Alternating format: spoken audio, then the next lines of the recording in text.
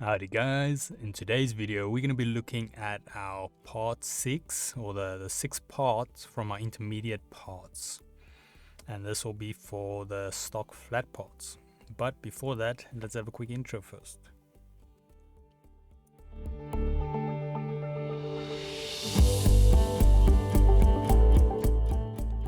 So today's video can be found on softwaretraining.co.za, and we make short and easy to watch problem solving videos, and we also have daily updates.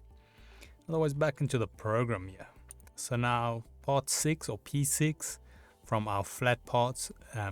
This is pretty much going to be a trapezoid with a circle inside of it. So it's pretty much a shape we just did with the added value. So this is going to be our first shape we're looking at with 4 values. And I figured this might be a good one because we just covered it, so it's still going to be fresh. So now what we want to do is we're going to go to flat parts from our primary menu here, or primary toolbar should I say. Click this and then we go to P6. Select that, and then from our menu here, or a little preview, we can see we've got B, V, and A. And then with the new one, which is D, which this is the circle inside. Now, on the side here, everything's going to be the same except for the new value D. So I'm just going to quickly set this up. So let's first look at A. This is the bottom. Somehow I want to make it a bit bigger, so we go 300. And then B here, we want to go, let's say 200 perhaps. And then we keep our height 300 as well. Obviously, keep in mind, you don't want to make this bigger than the actual shape. So if we go 400, you can see nothing happens here. So if you want to really squeeze this one in, you can always try start at a too big number and then you slowly work your way down. But keeping in mind the circle's going to be in the center, so it won't help much if you go, let's say 299. Okay, you can do it. I'm not sure how this is going to look. I did not expect this to work. So let's just quickly try and see what happens when we add this. Okay, it's broken up in 2 shapes for us. So because we added multiple shapes, we made the actual circle too big, it broke it for us into 2 shapes. It's very interesting. I did not know it will do that. It's the first time I see it, so let's just quickly add it again.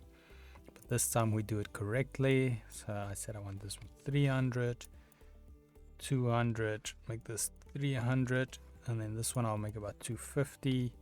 So it should fit quite nicely in the center.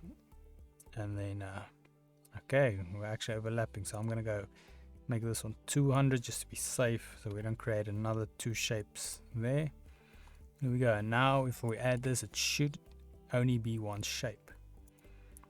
So there, as you can see, so we've got the shape with another shape inside of it, but it reads it as 1 shape. But yeah, that is very interesting. I had no idea it did it, so I learned something new as well.